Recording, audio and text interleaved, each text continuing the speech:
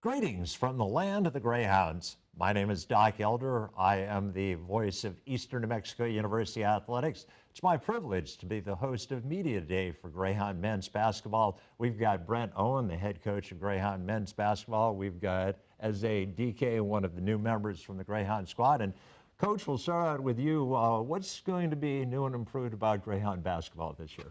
A lot. Number one, there's a lot of new faces. You'll see 3 returners coming back, and 12 new faces. 2 Division I transfers, 6 junior college transfers, 3 true freshmen, and then 1 young man who is going to be a walk-on for us, who was sitting out last year, a local guy. So overall, really excited about the group. I think we've got a very different team. We're bigger, we're more athletic. I think we're much better defensively. I think we'll be head and shoulders better rebounding-wise. I think a lot of good things I'm seeing so far in the fall. They've been, number one, they've been fun to coach, and that's usually an encouraging sign. That, fun to coach for me is they're tough, they play together, they're unselfish, and I've seen a lot of those characteristics so far, and I think that'll translate into some wins for us this year. Very good. Well, one of the new players on the squad is Eze Dike, and was very impressed to find out that you went to Yale, a school that I wasn't good enough to get into. So props to you for being smarter than Doc Elder. But what was it about Brent Owen, about Eastern New Mexico, that made you want to come here and play basketball? Basically, it was the vision. I believed in the vision. I was able to get in contact with Coach Owen, Coach Vo, Coach Bolin, and through discussions, I was able to see that.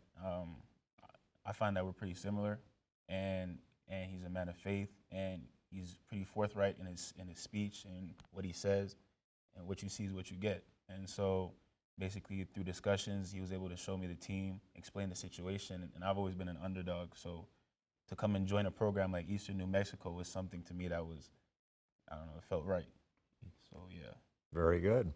Well, Coach, obviously it was a learning process last year. In fairness to you, you didn't get to play the year before. There was absolutely no season for Greyhound basketball. But the season certainly ended on a high note, beating our in-state arch rivals, Western New Mexico. So hopefully that provided a springboard into moving forward. Yeah, that gave us a positive feeling to see what it's supposed to feel like. Yeah, it was definitely a tough year last year, and but we're moving on from that, looking forward, not looking in the past. And having said that, we are changing some things. We've changed some things philosophically from a coaching standpoint, with our defense, with our offense, with some of our recruiting style. We certainly made some changes. So feel good about the direction we're going, but it will be different. We're going to pressure the ball more. We're going to be way more tenacious defensively. And then we're going to have a couple different options offensively. Last year we kind of had one option, and then we had some set plays. This year we have an offense where we can play inside. We also have an offense where we can spread the floor, and then we still have our go-to set plays where we can find matchups to take advantage of. So change some philosophies and change some styles of recruiting, and brought in some new guys. And like I said, I'm just excited that I'm really enjoying coaching right now, and that's all credit to our staff for getting great guys in here, but credit to these players who have had a heck of a fall. They've worked really, really hard, and I'm excited to show the city of Portales and Eastern New Mexico University all the work they put in and how it's going to pay off for us. Eze, I'll turn back to you. When you were growing up, who did you try to model yourself after basketball? If there was a player that was like, I'd like to be like that guy, who did you idolize growing up? Honestly, I never really tried to model my game after anybody. I wanted bits and pieces of all the best players, honestly. I wanted to shoot like Steph. I wanted to drive like Russ. I wanted to do like everything, you know what I'm saying? But growing up, like, you get certain comparisons, and people started to say I played a little bit more like Russ, and then like Dennis Smith and stuff like that. So I got to start looking at their game and see how they get their points and stuff. But I didn't really model my game. It's just learn how to exploit different things on the floor based off certain players. See, I tried to shoot like Jerry West. That was the one thing I wanted. If I could shoot like Jerry West, then I was happy.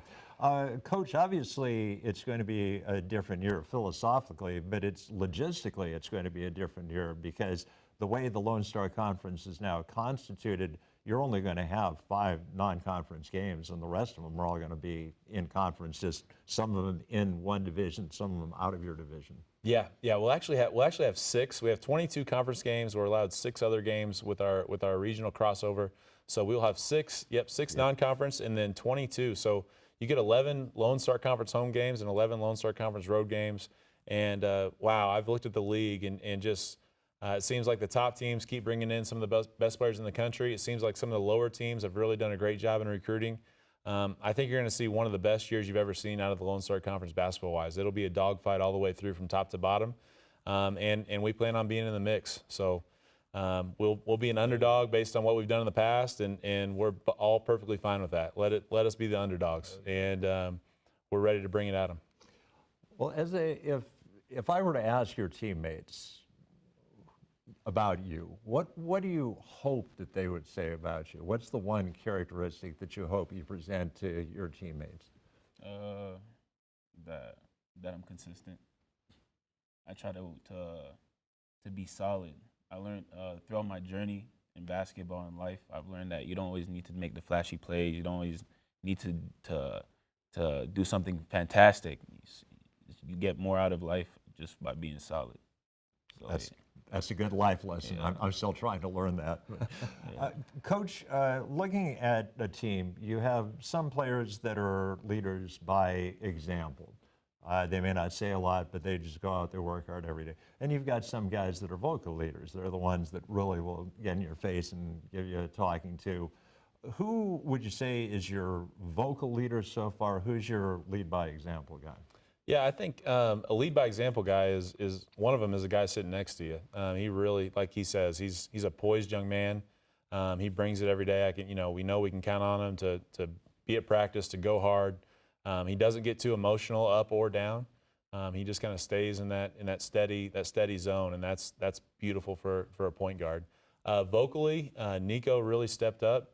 He's been here 3 years, and with so many new guys, they're all trying to feel out, what we're doing and what we're trying to accomplish. Nico kind of already had a head start in that category, so he's been very vocal early. But I think as the season goes along, we'll see, more guys stepping up and being vocal once they, kind of get settled in and get more comfortable to their role. So encouraging on the leadership side for sure, and very encouraging on the competitiveness side. We've had some, we're allowed to go 4 hours a week right now on the court, and we've been spending, because we have so many new guys, we've been spending a good part of that time being competitive and getting up and down and playing basketball, so they get a good feel for playing with each other. And they've been some very, very competitive games. And an encouraging thing for me as a coach is it really doesn't matter how I stack the team. It seems like it's pretty competitive, kind of top to bottom. So that's been a really encouraging sign for us. Excellent. Well, Eze, obviously you're an athlete here at Eastern New Mexico University, but you're a student athlete. And what are you studying? Communications. I've started my master's in communications after graduating undergrad in economics. So do you hope to be like doing this for a living, be in front of a camera? Maybe not in front of the camera, maybe like more on the business side of it, like for a company or for a company pretty much, like maybe advertising, something like that. Maybe just be an economist, like I'm not quite sure as yet. Maybe get into data analytics. I'm just kind of keeping everything open right now. Well, if you're smart enough to go to Yale, you're smart enough to figure things out moving forward. So. Appreciate it. Well, Coach, obviously you're judged first and foremost by the product that you put on the 90-foot floor at Eastern New Mexico, but you're also judged by what your guys do off the court. And I've got to say, I really like the fact that you want your kids to be active in the community. For sure. The community's been great here. Like it's exceptional in my opinion. There are great people here. We didn't have a great year last year. There was still, I believe we were 4th in the league in attendance. People come out to games and really support these guys. That we've stepped up some things in fundraising, and people have really, rallied around that. In return, obviously, we want to be as active as we possibly can. And we're working on a couple things. I'm not going to announce them yet, but that I think they're going to be really positive for the community. Getting our players engaged with some of the youth in the community, specifically some of the underprivileged youth in the community. but also just things like the homecoming parade, being out there, and we threw out basketballs to everyone.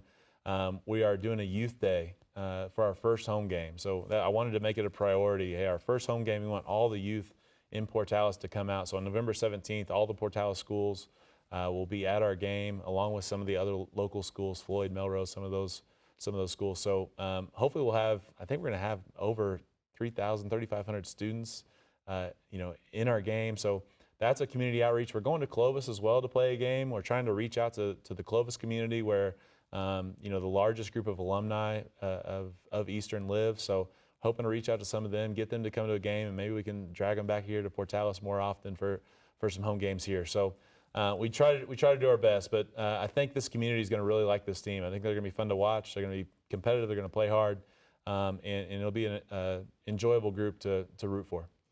Well, as I'll ask you a question, we've just found out from Coach Owen the first home game will be November 17th. So for people who come out and watch Greyhound basketball, if there's one thing you hope they leave the arena thinking about your squad, what's the one thing that you hope is going to be the takeaway?